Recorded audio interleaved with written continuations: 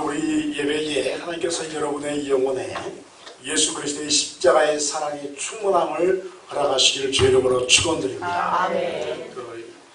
영국의 유명한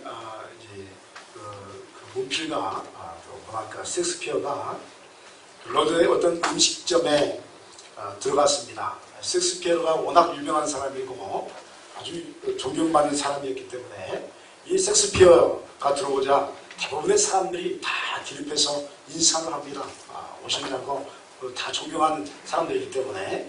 그런데 이때 밖에서 마당을 쓸고 있던 그 식당의 하인이 그 모습을 보고 한숨이 꺼져라 이게 탄식하듯이 막 한숨을 내쉬는 겁니다. 이때 셰익스피어가 그 소리를 듣고 밖으로 나가서 그 하인에게 왜 이렇게 한숨을 내쉬냐라고 묻습니다. 그러자 이 하인이 말하기를 똑같은 사람으로 태어났는데 당신 같은 사람은 많은 사람들의 존경받는 인물로 이렇게 쓰임받는 반해서 나는 밥이나 얻어먹기 위해서 이 식당에 마당을 쓸고 있는 신세니까 내 자신이 가엾어서 이렇게 한숨이 나왔다고 그러한 이야기를 하자 셰익스피어가 이 하인을 이렇게 위로합니다. 친구여, 당신은 식당에 마당을 쓰는 것이 아닙니다. 하나님께서 지으신 지구의 한 모퉁이를 쓸고 있는 것입니다. 할렐루야. 똑같이 쓰는데 똑같이 쓰는 것을 바라보는데 셰익스피어가 그러니까 존경받았겠죠. 그가 이제 하인에게 위로의 말을 당신은 그냥 마당 쓰는 게 아니라 하나님께서 창조하신 지구의 한 모퉁이를 당신이 지금 쓸고 있는 것입니다. 여러분, 이 이야기는 우리에게 상당한 교훈을 줍니다.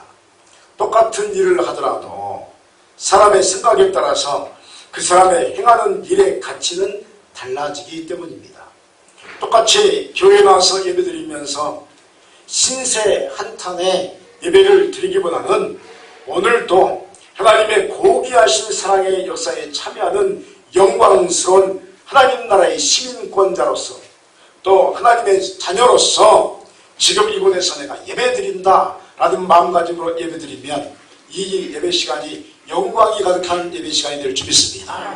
똑같이 이렇게 빗자루질을 하더라도 그것에 하나님께서 나를 부르셔서 나로 쓸게 하셨다는 그 부르심, 그리고 똑같이 예배를 드리더라도 이 시간 하나님께서 나로 이곳에 오게 했고 하늘의 문을 열어서 하나님의 자녀로서 하나님 나라 백성으로서 하나님의 영광을 보게 했다는 그 자긍심은 여러분의 심령에 하나님의 영광의 은총이 가득한 은혜로 임하게 될 줄 믿습니다.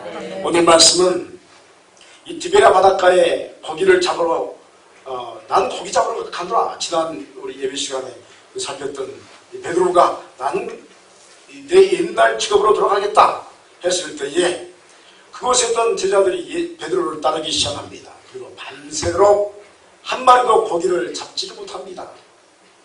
그런데 새벽 민명에 예수님께서 그 제자들을 바라보시면서 너희들은 고기를 잡았느냐? 한 마리도 못 잡았습니다.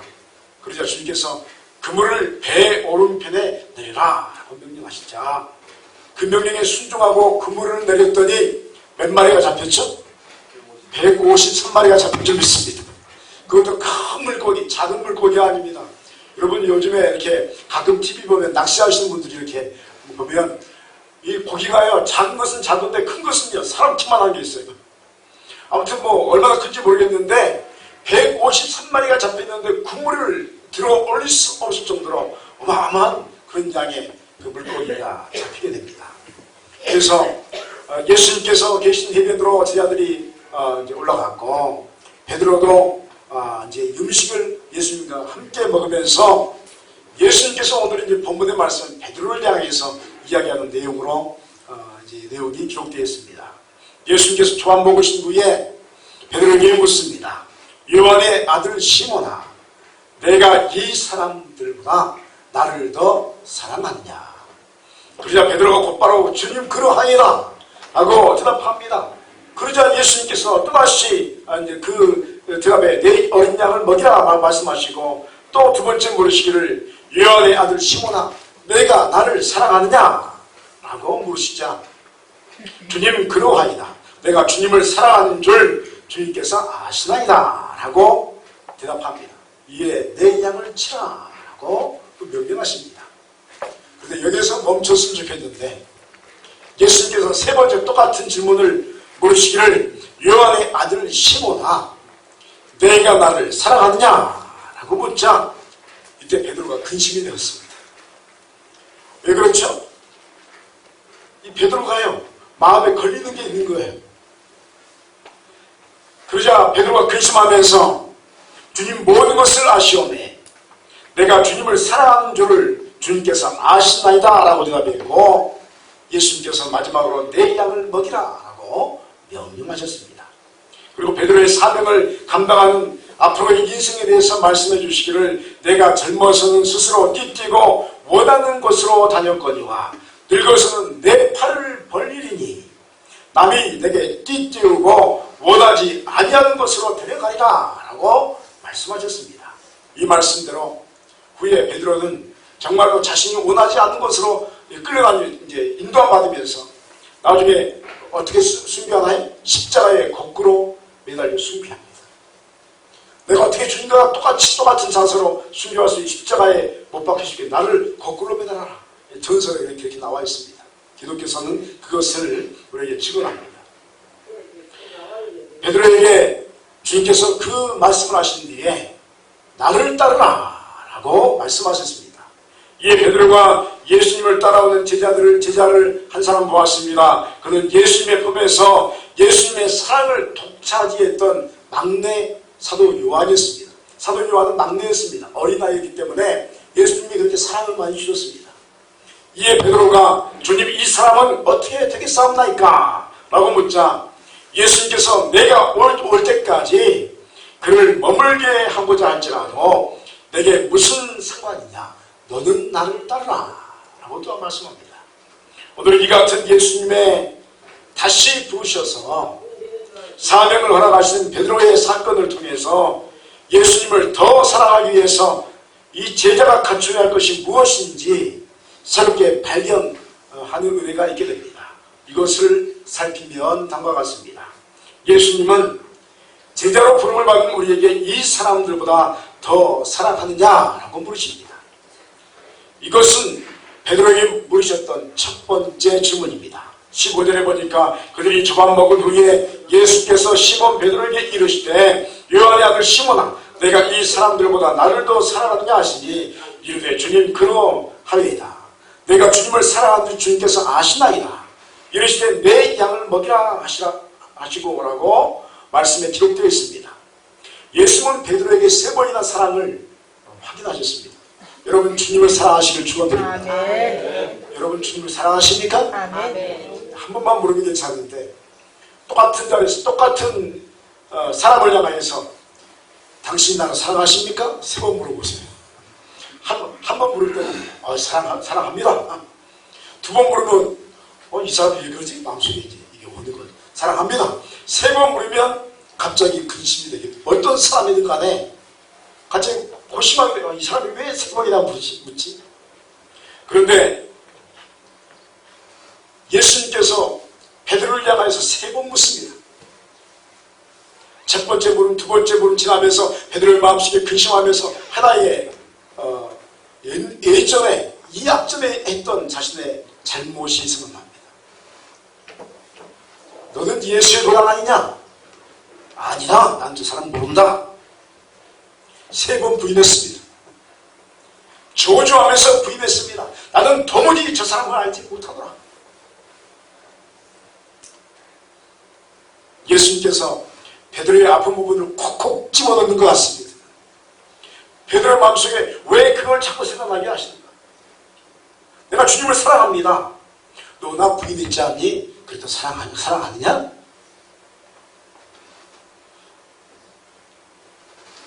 그 첫 번째 질문에 보면 이 사람들보다 라는 말씀이 있습니다. 사람들을 사랑하는 것은 우리에게 필요합니다. 여러분, 저와 여러분의 인생은 어떤 면에서 보면 사랑하는 것입니다. 여러분 더 많이 사랑하는 인생 되기를 축원드립니다. 아멘. 인생을 살아가면서 여러분의 가족을 사랑하시고 여러분의 이웃을 사랑하고 또 함께 더불어 살아가시기 바랍니다. 그런데 사람을 사랑하는 것이 사람에게 필연입니다. 사람에게 인정받고 싶은 것도 또 사랑받고 싶어하는 욕구도 우리의 기본적인 욕구입니다. 그래서 우리는 인정받아야 되고 또 사랑해야 되고 함께 더불어 살아가야 합니다. 사람에게 애정을 느끼는 것도 또 사랑을 주고 받고 싶어하는 인간적인 기본적인 그러한 모습입니다. 명예와 권력도 어떤 면에서 보면 사랑을 강구하는 인간 신성의 외침이라고 볼 수가 있습니다. 왜 사람들이 명예를 추구합니까? 사람들의 인정받고 싶어서. 왜 권력을 추구합니까? 권력을 가지면 사람들이 나를 존중해 줄 것 같아서. 그래서 뭔가 더 가치 있는 것을 추구하는데 왜 가치 있는 것을 추구합니까? 가치 있는 것을 소유하면 사람들이 나를 사랑할 것 같아서. 그리고 나도 그 이를 중에 사랑할 수 있을 것 같아서. 마음속 깊이 들어가서 보면 모든 문제가 사랑에 결부되어 있습니다.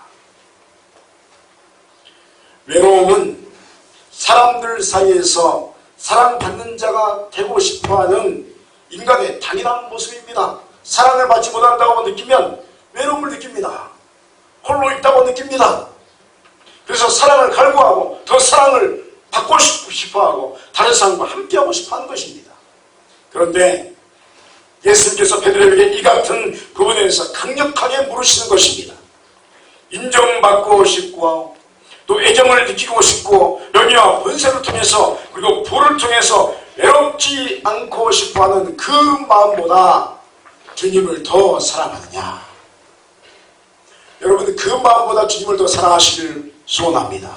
아멘. 여러분 외로움의 마음보다 사랑받고 인정받고 무엇인가 존중받고 싶어하는 마음보다 그 마음보다 주님을 더 사랑하는 여러분 되시길 축원드립니다. 아멘. 그게 주님을 사랑하는 것입니다.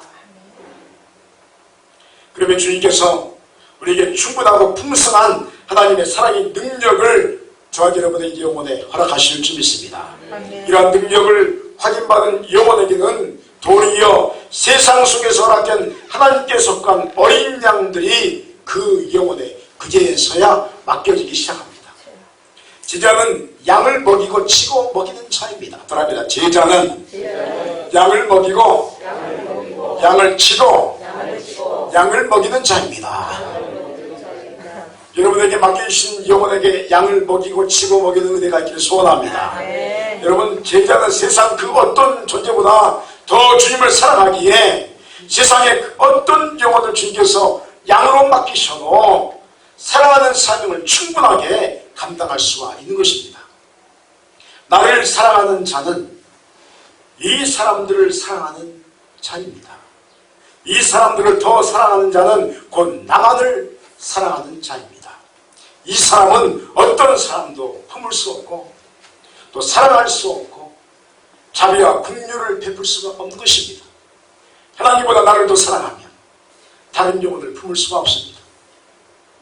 그러나 반대로 오직 주님을 이 사람들보다 쉽게 말하면 이 말을 다른 말로 하면 나를 사랑하는 것보다 주님을 더 사랑하는 제자는 주님께서 허락하신 사람의 능력으로 모든 사람을 다 사랑하는 능력을 얻게 될 줄 믿습니다. 아멘. 예전에 3세기, 5세기에 쓰였던 책들을 보면 나를 사랑하는 것은 마귀를 사랑하는 것이다 이렇게 말합니다. 한번 따라하시면 좀 충격적인 말이지만 따라하겠습니다. 나를 사랑하는 것은 마귀를 사랑하는 것입니다. 마귀를 사랑하는 것입니다. 제가 읽으면서 막 당혹스러운 거예요. 나도 저를 사랑하거든요. 그럼 내가 마귀를 사랑하나? 정확히 말하면 내 마음속에 뭔가 사람들에게 인정받고 싶어하는 마음, 또 쉽게 말하면 죄를 지어서까지라도 내가 사람에게 인정받고 우뚝 서고 싶어하는 마음, 그 마귀라는 것입니다. 옛자라는 것입니다. 옛자를 사랑하는 것은 마귀를 사랑하는 것입니다. 그러므로 여러분 옛자를 어디 십자가에 못 박으시기 바랍니다. 아멘. 나를 십자가에 못 박으면 그제서야 사랑의 능력이 우리 안에 흘러 들어오게 될 줄 믿습니다. 아멘. 여러분 예수 그리스도를 사랑하는 제자는 자신이 원치 않은 것으로 주님께서 부르셔도 순종하며 나가며 그곳에서 사랑의 사명을 감당하는 자임을 알 수가 있습니다. 18절에 내가 진실로 진실로 내게 이르노니 내가 젊어서는 스스로 띠띠고 원하는 곳으로 다녔거니와 늙어서는 내 팔을 벌리니 남이 내게 띠띠우고 원하지 아니한 것으로 데려가리라. 이렇게 말합니다. 베드로가 이제 앞으로 이생 사람들이 팔을 벌리고 있다는 것입니다. 내 마음대로 살지 않겠다는 겁니다. 주님께서 원하시는 대로 하나님께서 사람을 통해서 이곳에만 하면 내가 그곳으로 가고 그렇게 하겠다는 것입니다. 여러분, 사람이 원하는 것과 하나님께서 원하시는 장소는 다를 수 있습니다. 이때 많은 사명자들이 갈등합니다. 많은 그리스도인이 갈등합니다. 왜냐하면 이곳은 자신이 원하고 생각하고 꿈꾸었던 것이 아닙니다. 야곱의 아들 중 요셉이 있었습니다. 그는 비단 옷을 입고 야곱의 가장 사랑받는 아들 중 하나였습니다. 그런데 이 야곱은 하나님의 꿈을 꾸는 사람이었습니다.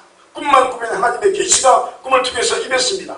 이때는 성경 말씀이 없었습니다. 그러니까 꿈으로서 계시했고 직접 나타나셔서 하나님의 말씀을 전해주던 때이기 때문에 꿈으로 하나님 만나는 것은 굉장한 은총이었습니다. 그래서 꿈을 꾸었더니 해와 달과 11별이 자기에게 경배하는 것입니다. 야, 하나님께서 나를 그렇게 크게 쓰시겠다. 형들의 뱃단이 자기의 뱃단에 그냥 절을 하는 것입니다. 야, 하나님께서 나를 이렇게 엄청나게 쓰시겠다. 꿈을 꾸었습니다. 비전을 가졌습니다. 기도했습니다. 그런데 이상하게 애굽의 종으로 팔려갔습니다. 놀랍지 않습니까? 야곱이 꿈꿨던 것은 가나안 땅에서 위대한 사람으로 아브라함처럼 이삭처럼 야곱처럼 자기가 위대한 족장으로 세워지는 것으로 꿈꿨을지 모릅니다. 그런데 애굽으로 형들에 의해서 팔려가 버립니다. 이런 비참한 인생이 어디 있습니까? 그러고서 보디발의 집에서 또 가정충무로 또 승승장구합니다. 그랬더니 그의 아내가 또 누명을 씌웁니다. 또 감옥으로 밑으로 내려갑니다. 그곳에서 온갖 핍박을 당하고 어려움을 당하는데 그곳에서도 하나님께서 함께 하셨습니다. 할렐루야. 따라합니다. 내가 예수를 믿으면 어느 곳을 가든 하나님께서 함께 하십니다. 할렐루야. 아멘. 감옥까지 내려갔는데 하나님께서 함께 하시다. 은혜가 넘치는 겁니다. 놀라운 것은요, 그 뒤에 바로가 꿈을 꿉니다. 아무도 해석하지 못합니다. 요셉이 해석한 줄 믿습니다. 그래서 애굽의 최고의 사람이 됩니다. 그 꿈이 그대로 이루어지는 것입니다. 사랑하는 성도 여러분이요, 예수 그리스도를 믿고 사명자로 부름을 받아서 교회에 봉사하며 제자의 길을 걷는 자에게 때로 시련이 임할 수 있습니다. 예수 믿으면 모든 것이 다 풀리고 형통했으면 좋겠는데 우리 생각에 때로 우리에게 시련이 닥쳐옵니다. 어려움과 곤란의 일들이 자꾸 생겨날 수 있습니다. 이 같은 일들은 우리가 원하는 것이 아닙니다. 이 세상에 어떤 사람도 고난과 시련을 좋아해서 한 사람도 없습니다. 여러분, 고난과 시련을 좋아하십니까? 아무도 좋아하지 않습니다. 평안하기를 원하고 번성하기를 원하고 풍요롭기를 원하고 자인되기를 원합니다. 그런데 간혹 우리가 원하지 않는 일들이 우리에게 부딪혀 올 때가 있습니다. 인생이란 행복과 평안만이 가득한 것이 아닙니다. 행복과 평안은 그 사람의 영혼이 그것을 감당할 수 있을 때 우리에게 주어지고 유지되는 것인 줄 믿습니다. 그것도 능력의 문제입니다. 내가 능력이 있으면 평안이 우리에게 주어지는 겁니다. 여러분, 예수의 능력이 우리에게 임하면 여러분의 영혼에 평안이 임할 줄 믿습니다. 아멘. 그러므로 이 땅에서의 삶이 내가 원하는 삶이 아닐지라도 그 안에 하나님의 인도하심이 있다면 여러분, 고난 중에도 감사하시기 바랍니다. 아멘. 주님께서 인도하시는 바대로 따라가시길 바랍니다. 그러면 인내하는 영혼에게 놀랍게도 스스로 예측하거나 상상하지 못했던 하나님의 영광을 체험하고 그 영광을 소유하게 될 줄 믿습니다. 아멘. 베드로는 자신이 원하는 것으로 다닐 수 없었습니다. 왜냐하면 이제 예수님을 증거하는 사도로 부름을 받았기 때문입니다. 그러나 베드로의 일생은 복음의 영광에 모두 체험하고 가는 곳마다 성령의 권능이 그것을 함께하는 것을 체험했습니다. 여러분, 물론 환난과 핍박도 함께 따라다녔습니다. 여러분, 이 환난과 핍박이 믿음 생활에 임하면 반비례적으로 하나님의 강력한 역사도 그와 함께 임할 줄 믿습니다. 아멘. 고난과 슬픔이 찾아오면 또 반비례적으로 하나님께서 그만큼의 권능으로 함께 하실 줄 믿습니다. 아멘. 이상하게 예수 믿는 것은요, 죽겠는데 살겠는 거예요. 할렐루야. 아멘. 그다음에 죽겠는데 죽겠는데 살만하다. 살만하다. 이게 예수 믿는 것인 줄 믿습니다. 아멘. 정말 죽겠는 거예요. 천지가 무너지는 것 같은데 그 안에 희망이 있고 그 안에 권능이 있고 그 안에 힘이 있는 것이 예수 믿는 것인 줄 믿습니다. 아멘. 아멘. 주님의 명령에 따라서 제자의 삶을 살아가는 영적인 사람들에게 한 가지 주의할 점이 있습니다. 여러분, 예수 믿으면 영적인 복이 임할 줄 믿습니다. 아멘. 그런데 여기에 주의할 점이 딱 하나 있습니다. 여러분, 시기와 질투는 멈춰야 할 점이 있습니다. 아멘. 21절 22절에 이에 베드로가 그를 보고 예수께 여짜오되 주님이 이 사람은 어떻게 되겠사옵나이까? 예수께서 이르시되 내가 올 때까지 그를 머물게 하고자 할지라도 내게 무슨 상관이냐? 너는 나를 따르라 하시더라 라고 말씀하고 있습니다. 베드로는 예수님의 사명을 받아서 성령께서 교회를 통해서 인도하시는 대로 순종하다가 그의 천국에는 십자가에 거꾸로 매달려 순교하는 사명이 그대로 주어졌습니다. 베드로는 그걸 알았습니다. 나갑니다. 그래서 베드로는 이제 목숨을 걸고 사명자의 길을 걷는 것입니다. 그런데 베드로의 눈에 요한복음을 쓴 사도 요한이 보이는 겁니다. 막내 요한이 보이는 겁니다. 자기에게는 이 길을 명령하시는데 사도 요한을 보니까 자기하고는 정반대의 길로 부르심을 받는 것 같습니다. 그래서 베드로가 이 사람은 어찌 되겠습니까? 라고 묻습니다. 나와 같이 순교하는 사명이 있습니까? 나와 같이 어렵게 힘들지만 영광스러운 일들이 이 사람에게 허락되었습니까? 나는 순교할 것인데 이 사람은 순교하겠습니까? 주님의 대답은 쉽게 말해서 그것이 너와 무슨 상관이냐? 라는 대답입니다. 사도 요한이 죽음을 보지 않고 인생을 살아간들 베드로와 전혀 상관이 없는 점이라는 것을 분명하게 이야기합니다. 그럽니다. 신앙생활은 예수님과 나와 1대1 여정입니다. 주님께서 여러분 나만 사랑하신 줄 믿습니다. 다 사랑하시는데 나만 사랑하신다. 다 구원받는데 나만 구원받는 줄 믿습니다. 물론 다른 사람도 구원받습니다. 중요한 것은 뭐냐? 하나님께서 나를 통해서 나에 대해서 관심을 갖는 것입니다. 베드로에게 예수님의 메시지는 시기와 질투의 대상을 잘 찾는 시간이 너에게 없다는 것입니다. 여러분 언제 다른 사람 보겠습니까? 여러분의 영혼의 문제만 해도 벅차합니다. 여러분의 문제 가지고 주 앞에 끙끙거리며 기도하며 쉬지 말고 기도하고 주님의 권능을 구하시기 바랍니다. 아멘. 다른 사람이 잘 믿든 그에게 풍성한 역사가 임하든 하나님께서 놀랍도록 쓰임을 받는 역사를 허락하시든 그건 나와 상관이 없는 것입니다. 엄밀히 말해서 그 영혼은 하나님과 그 영혼의 관계 속에서 이루어지는 인생인 줄 믿습니다. 그 사람이 질투할 염려 없습니다. 시간이 없습니다. 여러분 그 사람의 사명은 그 사람의 사명이요. 내 사명은 내 사명인 줄 믿습니다. 그렇습니다. 그 사람의 사명은 그 사람의 사명이요. 내 사명은 내 사명입니다. 내 사명입니다. 또 따라하겠습니다. 다만 합력하여 선을 이루는 것입니다. 할렐루야. 아멘. 그래서 여러분 다른 사람에 집중하지 마시기 바랍니다. 그 사람의 영혼을 위해서 중보하되 그 사람의 영혼 주님께 맡겨드리시기 바랍니다. 다만 여러분 자신에게 허락하신 은혜를 감당하기 위해서 온 힘을 다해 기도하고 온 힘을 다해 복음 전하며 온 힘을 다해 하나님께서 원하시는 열매를 맺는 영혼 되시기를 주의 이름으로 축원드립니다.